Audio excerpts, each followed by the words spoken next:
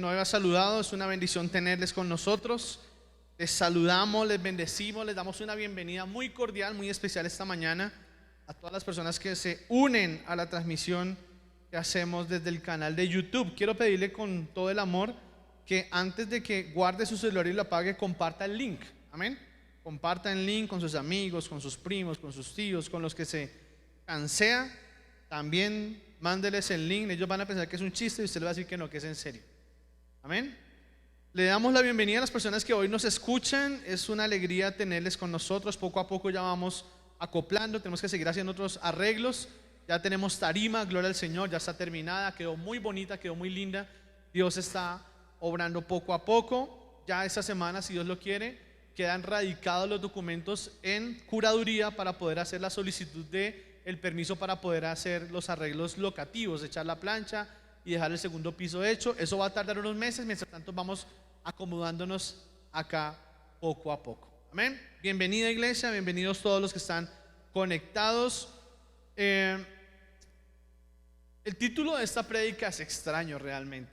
El título de esta prédica es raro porque usted nunca va a escuchar un título igual, seguramente.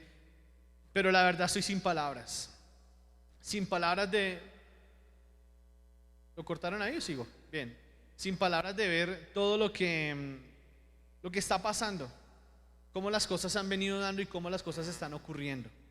Bendigo a las personas que tienen su Biblia, que tienen su cuadernito y aún en la casa están anotando, que saben a lo que se sientan a escuchar un culto. No andan por ahí despabilados ahí mirando para arriba, sino que se sientan a aprender. Amén. Se sientan a escuchar y aprender. Y cuando uno aprende, generalmente escribe. Solamente los que llamábamos nerds en el salón no escriben. El resto escribimos. Hay un versículo sobre el cual he basado siempre los inicios de los prematrimoniales. Es un versículo que está en el libro de Génesis. Y a mí me gusta Génesis porque Génesis marca el inicio de todas las familias de la tierra. Génesis es el punto cero, el punto de partida para todas las familias que vinieron después de Adán y Eva. Pero algo me revelaba el Señor esta madrugada mientras leía algo adicional al mensaje y mientras preparaba los apuntes. Y es que siempre he dicho que cuando el Señor puso a Adán en el Edén, lo puso con una tarea. Y les pregunto siempre a las parejas y les digo, bueno, ¿y por qué no estaba Eva? Todos se quedan pensando. No sé, es porque Eva no existía. Eva existió después. Y siempre recalco al hombre la necesidad de que el hombre esté como gallina cubriendo pollitos, o mejor aún, un ejemplo. Recuerde que el pingüino es el que cuida el huevo. No es la pingüina sale a conseguir comida y el pingüino se queda ahí sentadito sobre el huevito empollándolo. Y yo creo que los hombres estamos llamados a esa misma tarea, a ser los que le damos calor al hogar, a ser los que cubrimos el hogar, suplimos el hogar, aportamos en el hogar, ayudamos en el hogar. Pero el Señor me revelaba algo esta mañana, y es que Eva llegó después, pero Eva también llegó para ser parte de la casa. Eva también llegó para ser parte del hogar. Y después vinieron Caín y Abel, y los cuatro hacían un mismo hogar. Los cuatro tenían cada uno responsabilidades dentro del hogar. Es muy fácil caerle encima a alguien cuando se equivoca en una casa. Es facilísimo. Pero no es fácil reconocer qué tuve yo que ver en ese error. Cuando alguien desafortunadamente cae, no sé, en adulterio quizá, entonces siempre la persona que cae en adulterio es responsable de todo lo que está pasando en el hogar. Ok. Pero pocas veces tenemos la oportunidad de analizar quién más es responsable de esa caída. Si es el esposo el que se equivocó, la esposa va a decir que el esposo es un desgraciado. Es un infeliz, eres un desgraciado, me engañaste, mira el daño que me hiciste, perfecto, claro que sí. Lo hemos visto muchas veces en consejería. Pero cuando empezamos a indagar las razones, el por qué, vamos encontrando responsabilidades conjuntas. Y vamos encontrando cómo no solamente es responsable el que se equivoca, sino que también es responsable quien hace parte del núcleo, quien hace parte de ese hogar y de esa familia. También tiene responsabilidad el que comparte ese núcleo familiar. Cuando hablamos de Adán y Eva, la palabra nos muestra que Adán tenía que guardar y cuidar el Edén. El Edén es la casa, ¿verdad? Todos tenemos responsabilidad de guardar y cuidar el Edén. Adán lo tenía, perfecto. Pero resulta que la serpiente le habló fue a Eva. Y la que se comió el fruto, la manzana, fue Eva. Entonces, ¿a quién culpamos? Al final, cuando usted lee el capítulo 3, Eva era consciente de la equivocación que había tenido. Adán había compartido con ella y le había hecho saber que no debía comer el fruto.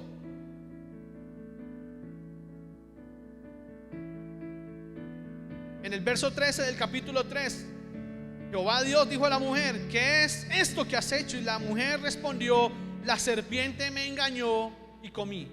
¿Por qué la mujer dice me engañó? Porque ella sabía que había una verdad antes de la mentira. A usted nadie lo puede engañar si no hay una verdad antes o después. Pero el verso antes, cuando el Señor aparece por allá en el 3:11, dijo 3:10, en el 3:9, escuche, el Señor se había desaparecido de la historia. No había vuelto a aparecer el Señor. Y en el 3:9 vuelve a aparecer y dice: mas Jehová Dios llamó ¿a quién? Al hombre. Llamó al hombre. Llamó al que había hecho responsable. Llamó al que le había dicho: cuídeme y lábreme el Edén. En Génesis 2:15, cuando el Señor pone a Adán en el Edén, le dice: te pongo en el Edén para que lo labrase y para que lo guardase. Por eso en el 3:9, cuando el Señor vuelve a aparecer en la historia, dice: Adán. Y habló al hombre y le dijo qué fue lo que pasó. Y Adán empieza a dar una cantidad de excusas y excusas. La más olímpica es cuando en el verso 12 del capítulo 3 dice: y el hombre respondió: la mujer que tú me diste por compañera. Quiero decirle algo: nada más cobarde que buscar responsables en otros de mis propios errores. Nada más absurdo que cuando yo me equivoco y estoy metido en el problema, salir a mirar a ver a quién más le echo la culpa, a ver con quién más puedo compartir mi responsabilidad. Y creo que hoy en día está haciendo falta personas con el carácter, personas con la firmeza de reconocer errores. ¿Sabe qué? He estado buscando datos acerca de la pandemia, muchos datos. Y la pandemia tiene que ver porque la pandemia nos cambió la normalidad. La pandemia cambió nuestra forma de vivir, nuestra forma de ver las cosas, absolutamente. En todos los aspectos cambió. Puedo decirle, por ejemplo, que en el 2020, en un año normal, 2019 hacia atrás, los divorcios en Colombia equivalían a la tercera parte de los matrimonios. Pero en 2020, con pandemia, los divorcios están no valiendo la tercera parte, ahora valen el 50% de cada matrimonio. Hasta el mes de octubre en Colombia se habían realizado 17.820 bodas, matrimonios, pero se habían registrado 8.814 divorcios, el 50%. Cuando en tiempos normales, abro comillas, eso equivaldría a la tercera parte, es decir, algo más de 6.000. Muchas personas dicen: pastor, es que en la pandemia yo lo he dicho también, es que ese es el efecto de pandemia. Pero ¿sabe que algo me revelaba el Señor esta mañana?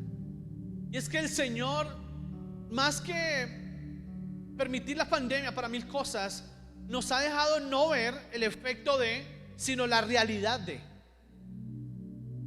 Porque muchos tildamos y culpamos pandemia de decir: bajé espiritualmente, ya no oro, ya no escucho, es que ver el culto por internet, es que, y tenemos mil excusas, y hemos culpado la pandemia de nuestro bajón espiritual.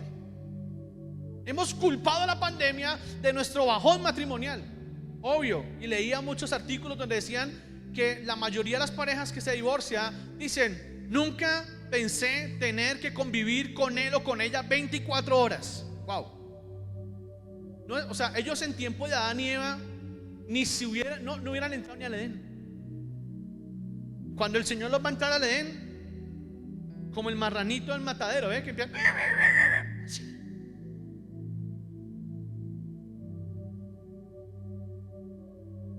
El Señor nos permitió, escúcheme, no ver el resultado de la pandemia, sino que nos ha permitido conocer la realidad de las personas durante la pandemia.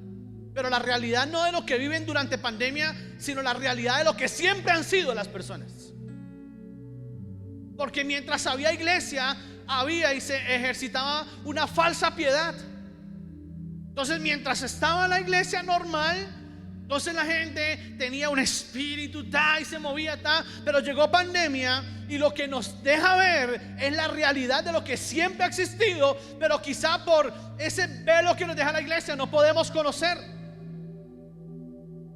Entonces el joven que antes adoraba, que antes cantaba, que antes hacía mil cosas para el Señor, ya no lo hace, ¿sabe? Porque quizá antes lo hacía esperando que alguien aplaudiera, antes lo hacía esperando que alguien le reconociera. Pero cuando ya no hay quien reconozca, cuando ya no hay quien felicite, entonces empezamos a ver el verdadero yo. Y le quiero poner un ejemplo. Cuando el Señor trajo a Ezequiel, libro de Ezequiel capítulo 37, al valle de los huesos secos, ¿cómo estaban los huesos secos? Muertos. Y creo que ese es el valle que nos hemos estado encontrando durante este tiempo. Personas que pensábamos que tenían una gran vida espiritual, pero la pandemia no nos dejó. Nos está mostrando la realidad, y es que hay un valle de huesos secos. Pregunta: ¿será que el valle de los huesos secos antes era un gran oasis? No, siempre fue valle de huesos secos.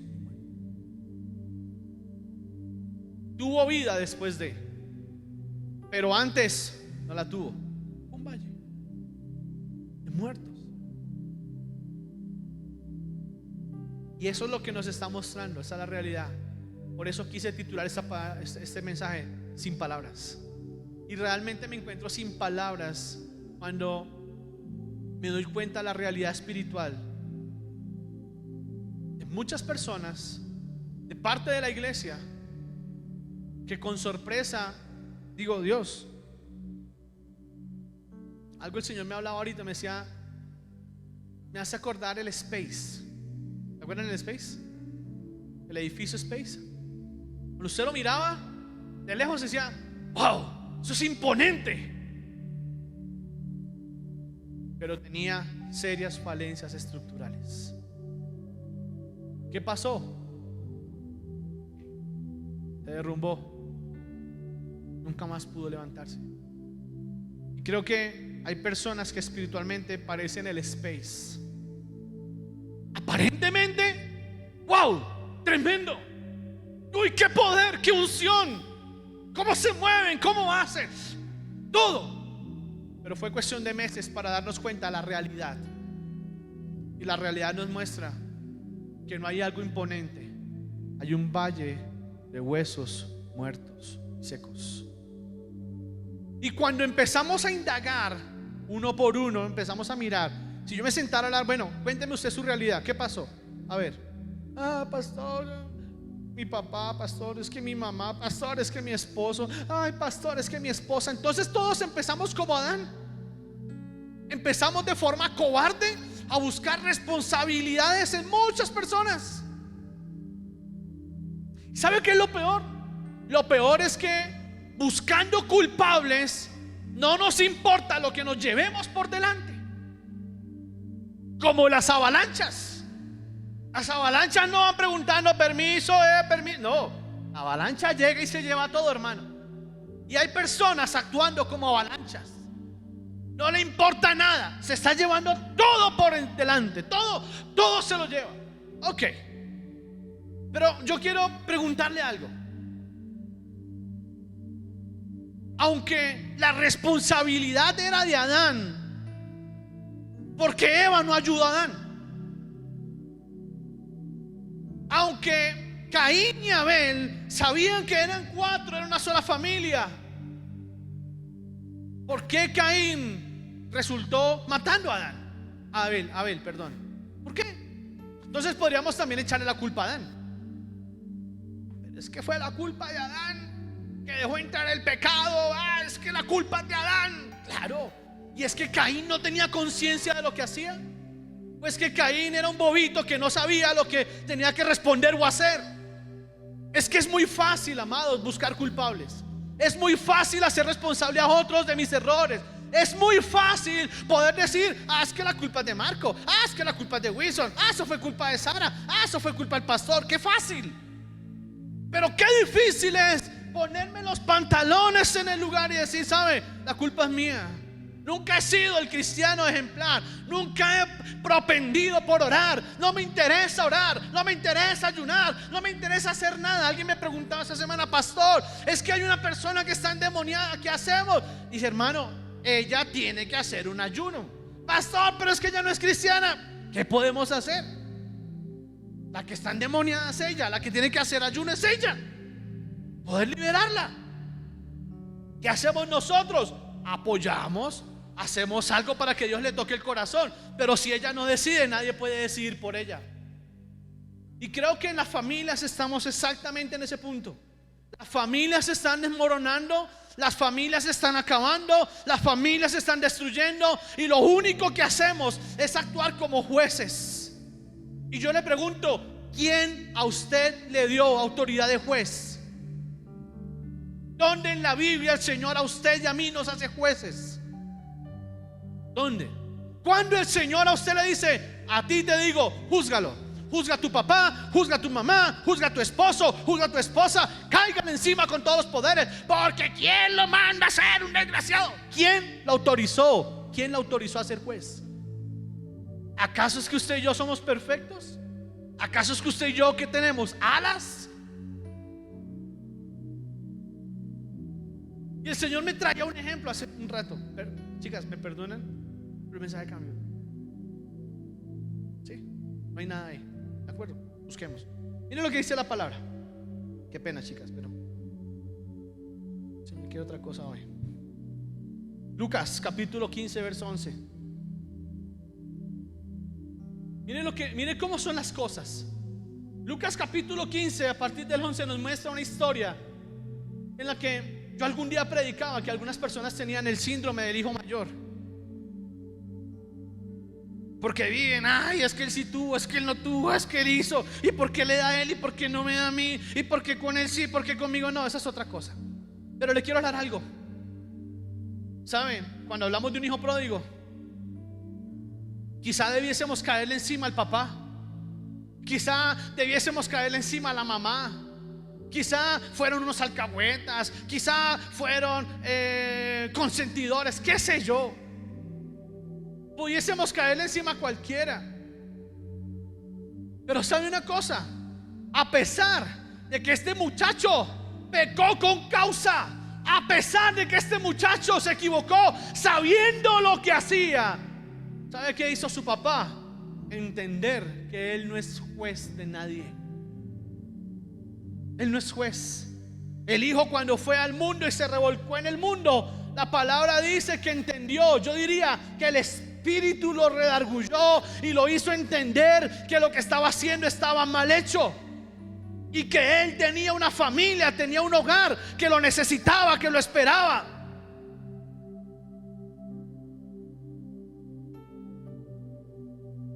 Y un día decidió volver, pero cuando volvió ese muchacho, no lo esperaba un papá diciendo: eres un irresponsable, eres un vago, eres un bruto. ¿Cómo se te ocurre haberte ido? ¿Y qué hiciste con el dinero que te di? ¿Y cómo no lo aprovechaste? ¿Por qué no estudiaste? ¿Por qué no pagaste una casa? ¿Por qué no te compraste un carro? ¿Por qué no hiciste una hacienda? ¿Qué hiciste con el dinero?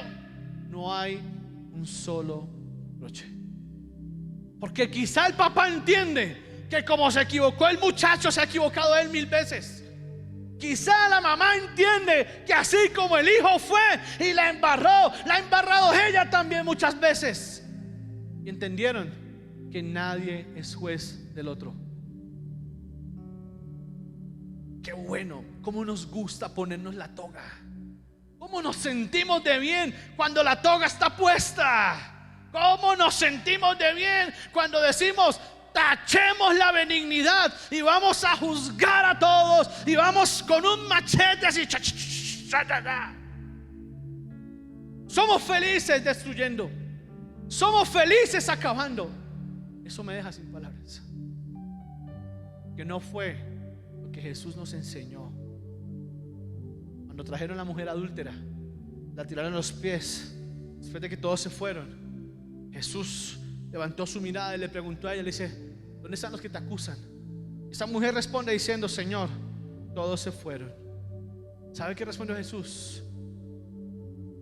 Qué bueno, porque ahora ni yo te juzgo. Vete y no peques más. Se lo dijo Jesús.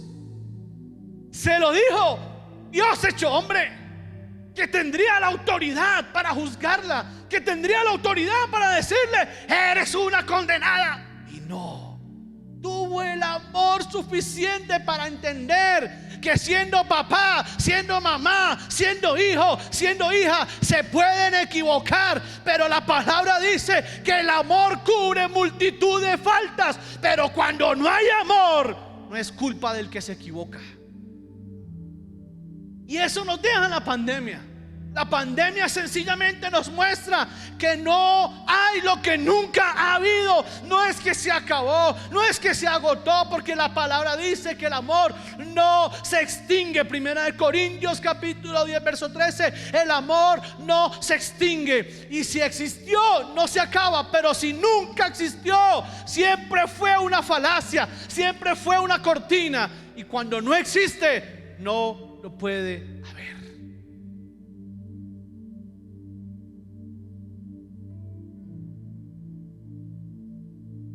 Cuando volvió a este hijo,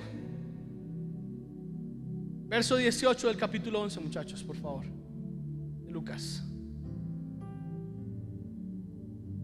Tengo otra cosa que anotada, pero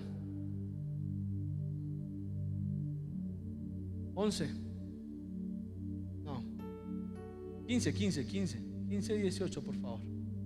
15, 18. Me levantaré e iré a mi padre y le diré: Padre, he pecado contra el cielo y contra ti. Mira el muchacho, mire lo que hace este joven. Él fue y se equivocó, pero estando equivocado levantó la mirada y dijo: oiga, yo puedo echar la culpa a mi papá, porque mi papá fue el que me consintió, mi papá fue el que me malcrió, mi papá fue el que me abandonó, mi papá fue el que me maltrató, mi papá fue el que nunca me cuidó, mi papá, mi mamá. Perfecto. Pero ¿sabe qué hizo este muchacho? Hizo lo correcto, reconoció que el pecado era de él, que no había que salir a echarle culpa a todos. Hoy los jóvenes le echan culpa a todo. Hoy los jóvenes salen buscando culpables en todos. Hoy es, mire, una aguja en un pajar encontrar un muchacho diciendo: mire, pastor, es que la culpa es mía, pastor. No lo hay. Qué pocos. Pero este muchacho levantó la cabeza y dijo: oye, he pecado contra mi padre, y he pecado contra el cielo, y he pecado contra ti. Verso 20, levantándose, vino su padre, y cuando aún estaba lejos, lo vio su padre, y fue movido a misericordia, y corrió y se echó sobre su cuello y le besó. No hubo tiempo para reprocharlo, no hubo tiempo para caerle encima, no hubo tiempo para maltratarlo con palabras como nos gusta hacer. No hubo tiempo. Sencillamente el papá sacó lo que siempre había tenido: amor. Si el papá no hubiese tenido amor, sencillamente el papá lo ve de lejos y dice: sáquelo de aquí, ya le di su parte, que se largue. No lo hizo. El mismo papá salió corriendo, movido a misericordia, lo abrazó, lo besó. Y aunque el hijo se sentía indigno,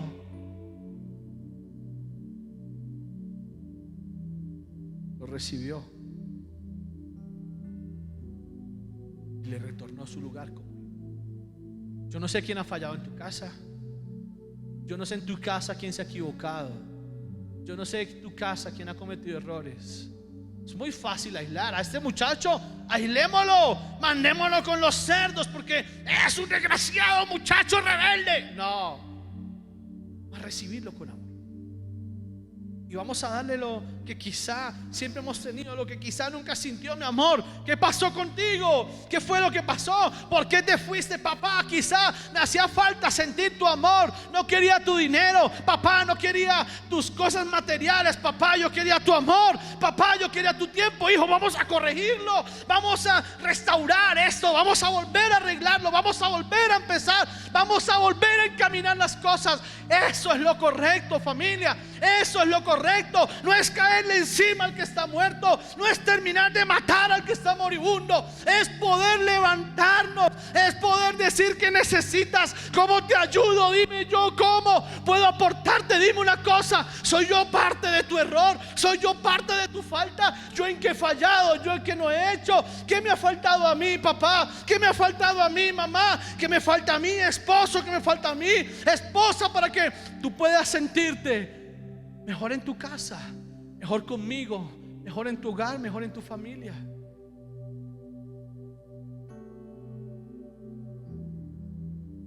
¿Sabe por qué no pasa eso?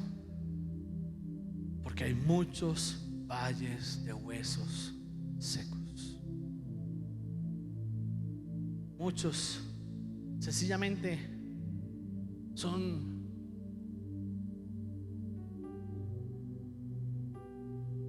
como muertos vivientes espiritualmente. ¿Ver la iglesia? Vamos a ayunar.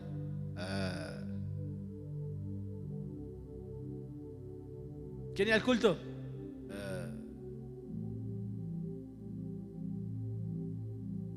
Les nace nada. No les nace nada. No hay una oración en la casa. Viven buscando sencillamente su bienestar personal. Viven buscando su bienestar propio. El egocentrismo a flor de piel. Pero nada de poder decirle: Señor, mira, tantos años aprendí de ti, Señor, tantos meses aprendí de ti, pero Señor, en este tiempo que no he podido congregar, no he podido ir, Señor, he crecido, Señor, he aprendido a amarte más. No, muchos tienen que decir: qué pena, Señor, saqué lo peor de mí, Señor. Ay, pero es que es la culpa de ellos, porque ¿quién los manda a buscarme la lengua? Ay, Señor, ¿quién los manda a ellos a picarme? Es que la culpa es de ellos, es que la culpa es de ella, es que la culpa es de aquí y de allá. Hay una historia en la Biblia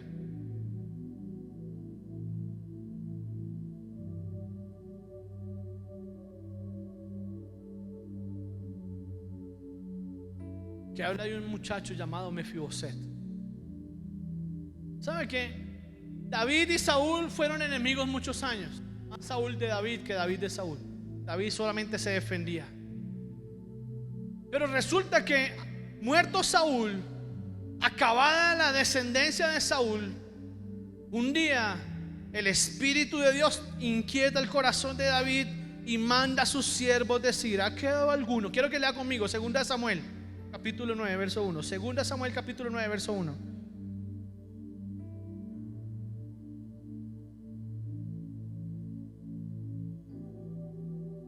quedado alguno de la casa de Saúl a quien haga yo misericordia por amor de Jonatán? Escúcheme, mire cómo lo dice David.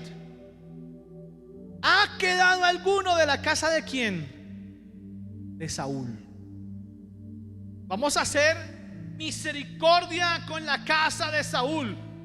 Rey, pero Saúl te quiso matar.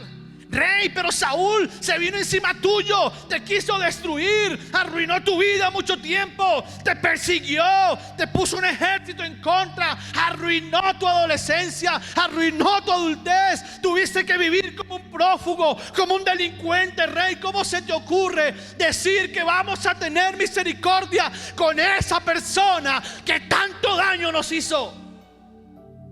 Porque eso pensamos. Cuando hablamos de la persona que ha fallado, lo primero que pensamos son en los errores, a caerle encima. Pero nunca tenemos la humildad de decir: yo no puedo decirle nada, que yo también he fallado, yo también me he equivocado, yo también fallé, yo también me equivoqué, yo también tengo que ver en esto. Créame que el primer responsable del fracaso de un hogar siempre será el esposo, pero eso nunca le va a quitar la responsabilidad a la esposa, porque la palabra dice en el libro de Proverbios capítulo 31 que la mujer, en el capítulo 14, la mujer sabia edifica. Claro, él puede ser un desgraciado, él puede ser un sheik, él puede ser un ogro, él puede ser un misógino, él puede ser un maltratador, él puede ser lo que sea, pero tú eres la sabia. A ti Dios también te va a decir cuánto oraste, cuánto ayunaste, cuántas rodillas doblaste tú por ese que te maltrata, por ese que te humilla, por ese que no te valora, por ese que no te ama. También es tu responsabilidad. También tú eres responsable de ese fracaso. Y tu hijo, tu hija, que solamente ve los errores de los padres y que hoy estás decidido a fornicar, a ir al mundo a pecar, a tener sexo discriminado, porque es que en mi casa no me dieron, en mi casa no me dieron amor, en mi casa no me dieron afecto, nadie me cuidó. Tú también eres responsable, porque hoy te hablo a ti que conoces, te hablo a ti que sabes lo que estoy diciendo, te hablo a ti que tienes conocimiento, te hablo a ti que naciste de nuevo y se supone que siendo un hombre, una niña, un niño nacido de nuevo, estás en capacidad de entender que lo espiritual se combate con lo espiritual. Ya no más eso de estar echando culpas a diestra y siniestra. Muchos jóvenes echaron a la basura su vida espiritual en esta pandemia. Muchos jóvenes no les importó su vida espiritual, la echaron para la porra. ¿A quién culpamos? A su papá. Culpamos a su mamá. Hombre, ¿cuántos años tiene usted? 15, 16, 17, 18, 19, 20, 21. Y sigue siendo culpa de su papá y sigue siendo culpa de su mamá. Cuando usted ya tiene uso de razón, cuando usted ya es responsable de lo que está haciendo, quizá usted, joven que me escucha, que está abandonando el evangelio, que parece un muerto viviente, quizá mañana, en unos años, cuando tenga un misógino de esposo, cuando tenga una Jezabel de esposa, de pronto recuerde diciendo: oiga, me hubiera quedado en la iglesia, me hubiera ido mejor. Repetimos las historias porque queremos, porque Jesús vino a nuestra vida a cortar yugos, a pudrir yugos con unción, a cortar cadenas, a romper cadenas. A eso vino Jesús. Y si Jesús vino a eso, ¿por qué tengo que seguir culpando al resto de mis errores? ¿Por qué tengo que seguir culpando a otros de lo que yo estoy haciendo mal?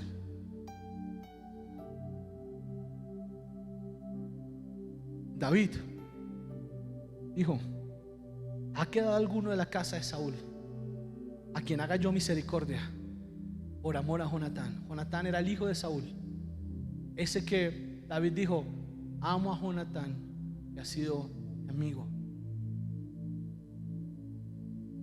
Y dice el versículo 2: si había un siervo en la casa de Saúl que se llamaba Siba, el cual llamaron para que viniese a David. Y el rey dijo: ¿eres tú Siba? Respondió: tu siervo. El rey dijo: ¿no ha quedado nadie de la casa de Saúl a quien haga yo misericordia de Dios? Y Siba respondió al rey: aún ha quedado un hijo de Jonatán lisiado de los pies, era parapléjico.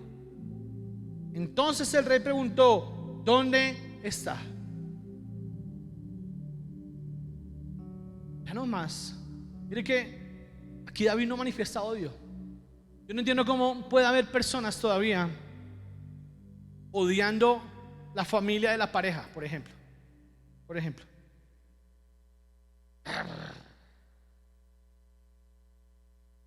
Y alguno de los dos dice: voy a poner mi mamá y mi papá. ¿A qué?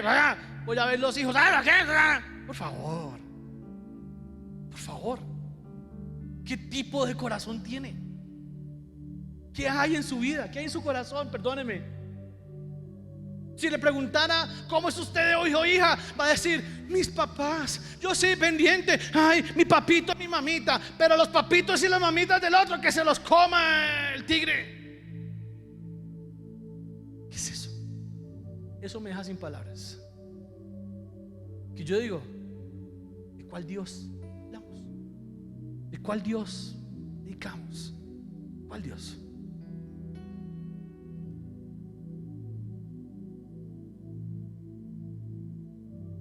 David no lo trajo para vengarse. David no mandó traer a ese lisiado, a ese paralítico, como dice aquí la palabra, para vengarse de él, para hacerle la vida imposible. No, lo mandó traer para poder hacer misericordia por él. Y mire lo que hizo David, que es una cachetada de amor y de misericordia que nos da. Entonces se envió el rey David. Verso 4, chicos. Entonces el rey le preguntó: ¿dónde está? Y Siba respondió al rey: he aquí, está en la casa de Maquir, hijo de Amiel, en Lodebar. Entonces envió el rey David y le trajo de la casa de Maquir, hijo de Amiel, de Lodebar. Y vino Mefiboset, hijo de Jonatán, hijo de Saúl, a David, y se postró sobre su rostro e hizo reverencia. Hubiese podido ser rebelde, hubiese podido decir: ¿usted para qué me trajo? Dígame, ¿me va a matar o qué va a hacer? Claro, usted se quiere burlar de mí. Hizo reverencia al rey y dijo: Mefiboset. Y él respondió: he aquí tu siervo. Y le dijo David: no tengas temor, porque yo a la verdad haré contigo misericordia por amor de Jonatán tu padre, y te devolveré todas las tierras de Saúl tu padre, y tú comerás siempre a mi mesa. Es que usted supiera cómo fueron mis papás conmigo. Fueron.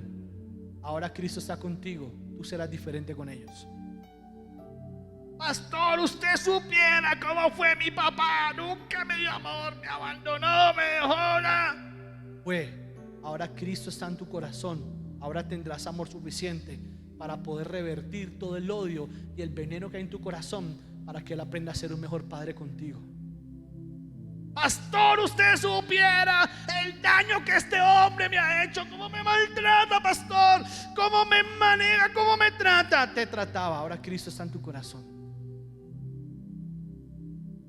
Con amor vas a revertir todo el odio que hay en el corazón de Él y en el tuyo. Pastor, a mí nadie me enseñó a ser papá. Yo nunca supe cómo ser un buen esposo. Nunca vi un buen ejemplo. Nunca lo viste, hoy lo ves. Hoy lo ves y te lo enseñamos desde un púlpito. Que aprendas a ser un mejor hombre, mejor esposo, mejor padre, mejor amigo, mejor hermano. No más excusas, no más odios, más rencores, no más vivir en el valle de huesos secos. Vamos a empezar a entender que lo que pasa en la casa nos pasa a todos. Que si uno de la casa está mal, estamos mal todos. Que no podemos ser mezquinos y miserables, queriendo estar bien nosotros y los de la casa sufriendo, porque eso es ser uno mezquino y ser uno miserable.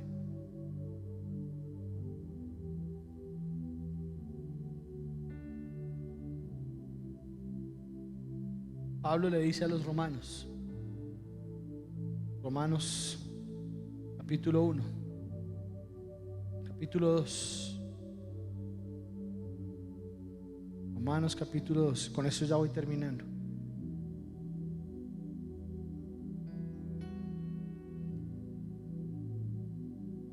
Verso 3. Si usted trajo su Biblia, tiene su Biblia en su casa, o lo ve ahí en la pantalla si quiere. Y piensas esto, oh hombre, o tu mujer, porque le hablo a los dos. Tú que juzgas a los que tal hacen y haces lo mismo. Voy a poner un ejemplo. Tú que juzgas a tu papá porque es un concupiscente, pero tú que eres un adolescente eres tan concupiscente como él. Tú que juzgas a tu papá porque fue un fornicario, porque fue un adúltero, pero tú vas con tu novio, con tu novia y haces lo mismo. ¿Con qué autoridad lo haces? ¿Con qué autoridad te levantas a juzgar el pecado de otro?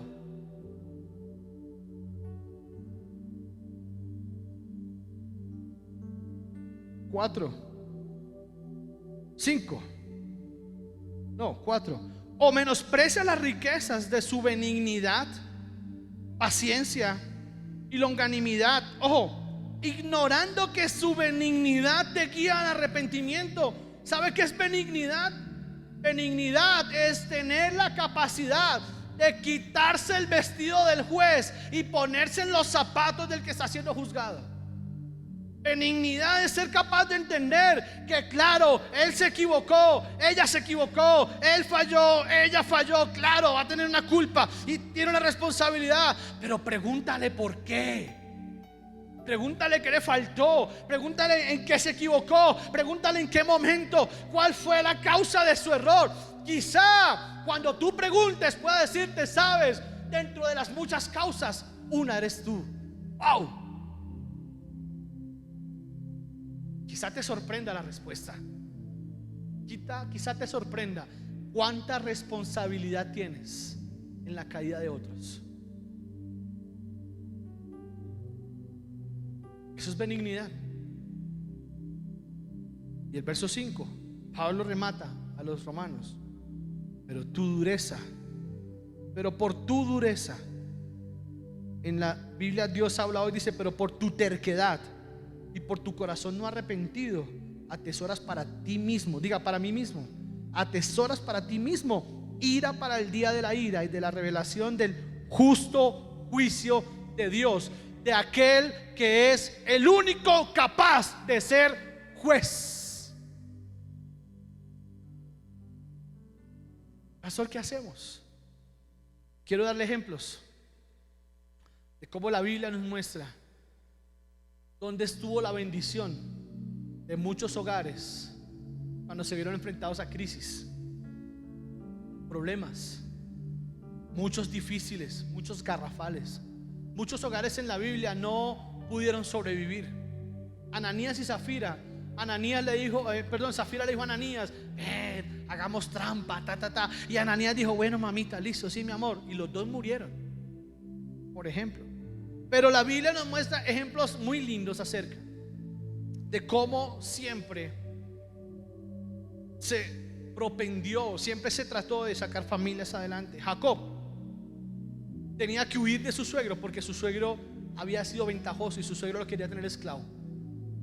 Y un día dice la palabra que el Señor se apareció, le trajo una revelación a Jacob en sueños y le mostró cuál era la realidad de la situación de su vida y cómo el Señor iba a seguir bendiciendo a Jacob e iba a seguir quitándole a Labán, porque Labán había sido ventajoso con Jacob. Jacob decidió huir de la tierra. Y cualquiera podría decir ahorita, porque es que hoy está de moda una cosa. Antes, en los tiempos de antes, si al papá lo trasladaban, la familia, ¿o no? No, la familia, nos vamos todos. Y era el papá con sus 6, 7 chinos ahí, otra ciudad, para otro pueblo. Hoy no. Hoy es, voy solo, voy sola.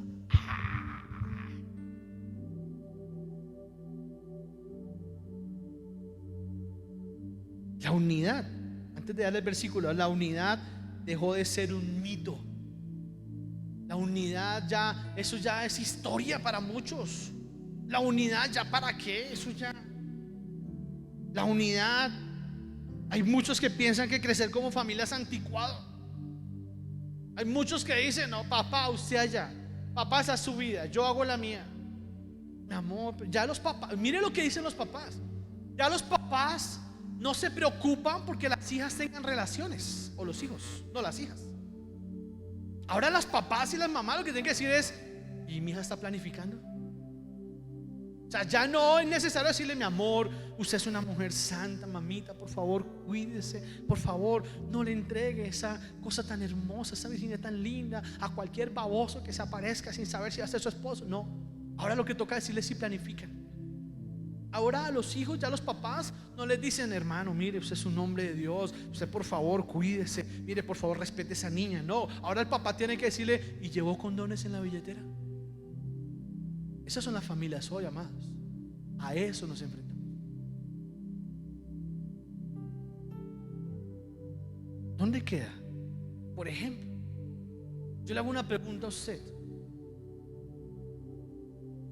¿Hace cuánto usted al que me está escuchando, escuche, no en su casa, usted que me oye, usted no propone: vámonos al parque a comer un helado?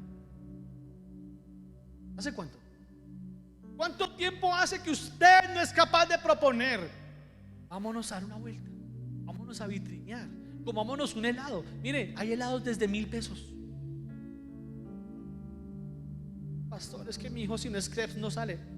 De pronto usted lo mal acostumbró, pero el muchacho tendrá que entender que ahorita no hay para crepes, hay que comerse uno caserito. En el barrio mío vendían helados de mora con leche a 200 pesos. La señora Hilda. Y yo era feliz con mi hermano yéndome a donde doña Hilda a comer helado de mora con leche.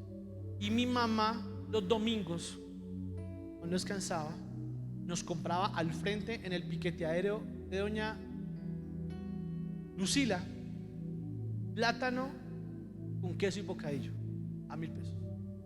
Y mi hermano y yo éramos felices comiendo plátano con queso y bocadillo con mi mamá al lado. 1,000 pesos nos hacía felices. Pero hoy estamos en un afán de que todo tiene que ser plata, dinero, caro. Hoy cuidado, los muchachos se ponen tenis de 10,000. Quieren tenis caros para ir a romperlos y volverlos nada con el balón, pero tienen que ser caros. ¿Dónde queda eso? ¿Dónde queda la sencillez? Eso me deja sin paz. Cuesta trabajo entender que hayamos cambiado tanto, o que sencillamente me cuesta trabajo ver la realidad de muchos hogares que sencillamente el Señor permitió develar. ¿Sabe que me acordaba un ejemplo? Ya lo voy a dar los ejemplos y te voy a terminar. Una vez hubo una sequía, hace unos 3 o 4 años acá. Hubo una sequía brutal, fenómeno del niño absurdo. Y el río Cauca bajó su nivel 15 metros. Y decía un policía: usted no se imagina lo que hemos encontrado.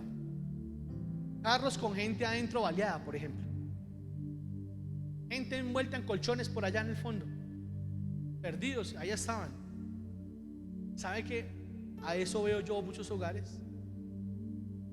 Supuestamente bien, pero deje que empiecen a enfriar, y el agua empieza a bajar, y empieza a darse cuenta lo que es la realidad de esa vida o de ese hogar.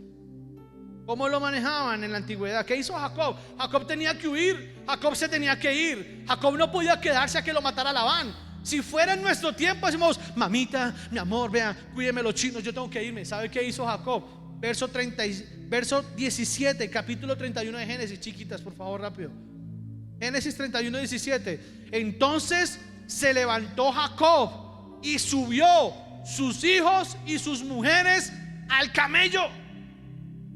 Las mujeres sabían lo que Jacob estaba haciendo, porque versos más atrás, en el capítulo 12, Jacob les contó, en el versículo 12 de ese mismo capítulo 31, les contó, les dijo: mire, pasa esto, su papá me está buscando. Y las muchachas dijeron: hoy tú eres mi esposo. Hoy nos debemos a ti. Mi papá ya nos dejó ver lo que hay en su corazón. Hoy caminamos contigo. Familia. Familia unida jamás será vencida. Era una familia unida. Aquí no dijeron las muchachas: ah, no, mijo, yo me quedo con mi papá, es que mi papi. No, las montó en el camello los chinos. Eran 10. En el momento ya eran 11, perdón. Ya eran 11 los que tenía Jacob. Y los montó a todos en camellos. Montó a las 2 mujeres y ¡chum! Nos fuimos. Familia. Aquí no hubo tiempo para reprocharle a Jacob: pero ¿cómo así, Jacob? Pero tú, ¿qué fue lo que hiciste, Jacob? Pero tú te equivocas, Jacob. Pero tú, ¿qué hiciste, Jacob? Pero ¿cómo se te...? No hubo tiempo. Como familia, nos vamos todos como familia. Cuando Moisés vino a enfrentar al faraón, el faraón le propuso a Moisés.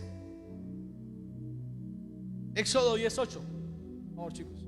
Éxodo 10:8. Cuando estaba la plaga de las tinieblas, la plaga de las ranas, perdón, la plaga de las langostas, la plaga de las langostas, y Moisés y Aarón volvieron a ser llamados ante Faraón, el cual les dijo: váyanse, sirvan a Jehová su Dios. ¿Quiénes son los que se van a ir? Y Moisés respondió: hemos de ir con nuestros niños y nuestros viejos, con nuestros hijos y nuestras hijas, con nuestras ovejas, con nuestras vacas hemos de ir, porque es una fiesta solemne para Jehová. Si usted lee versos más adelante, se va a encontrar que el faraón le dijo: no, ¿cómo lo voy a...? En el verso 10, chicos, coloquemos el verso 10 de ese mismo capítulo. Y él les dijo, el faraón les dijo: así sea Jehová con vosotros, pero ¿cómo los voy a dejar ir con sus hijos?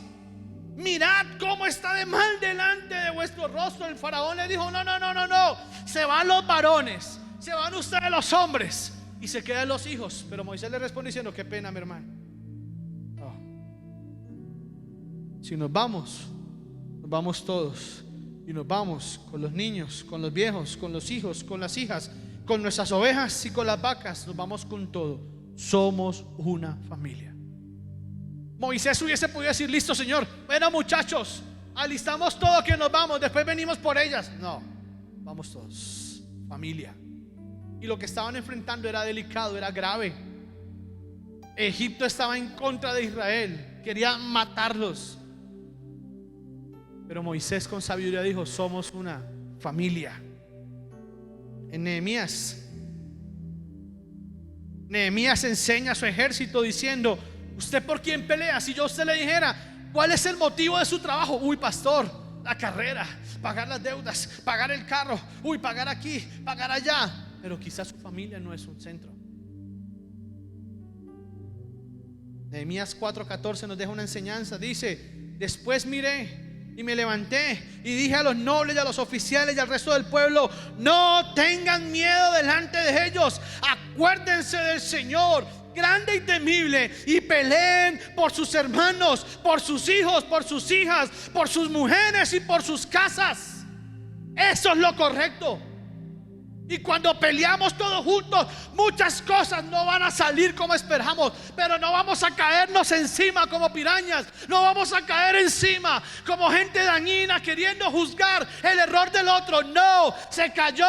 Vamos a dejar que Dios sea el que se encargue de juzgar. Pero mi labor es decirle: toma mi mano, levántate y vamos a seguir caminando si deseas hacerlo conmigo.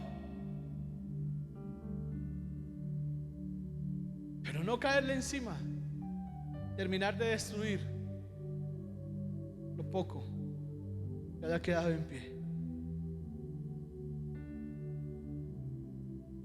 Familias, esto me deja sin palabras.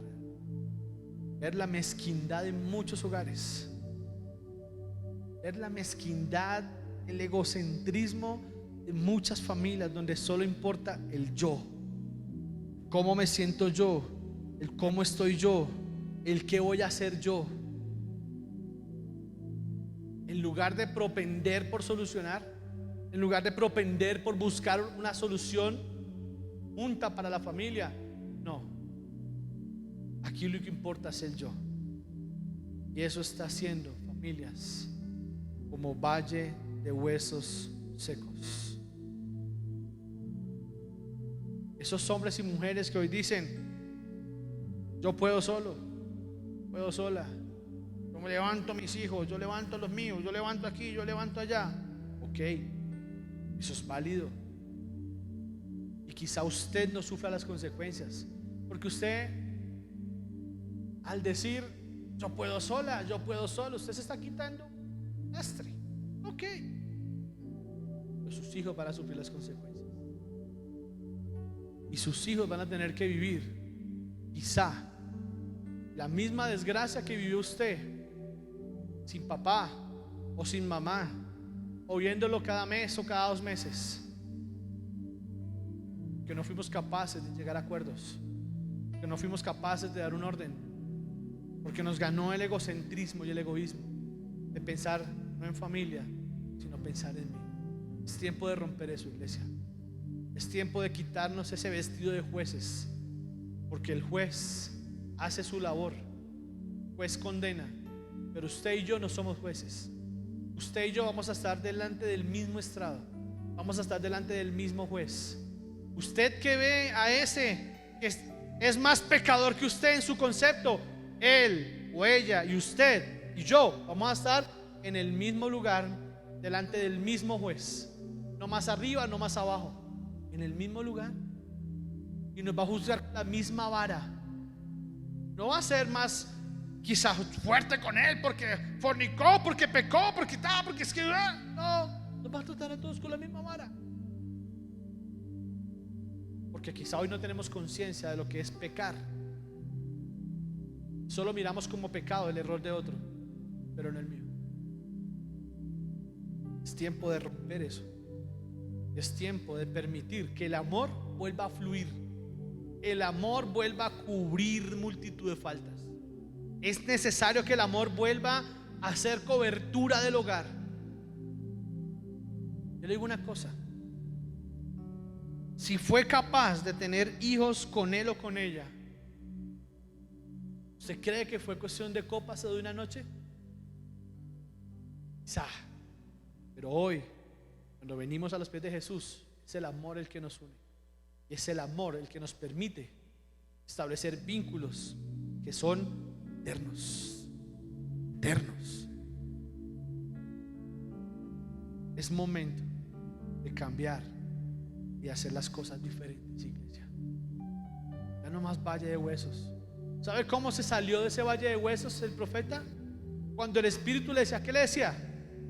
Recuerde, profetiza.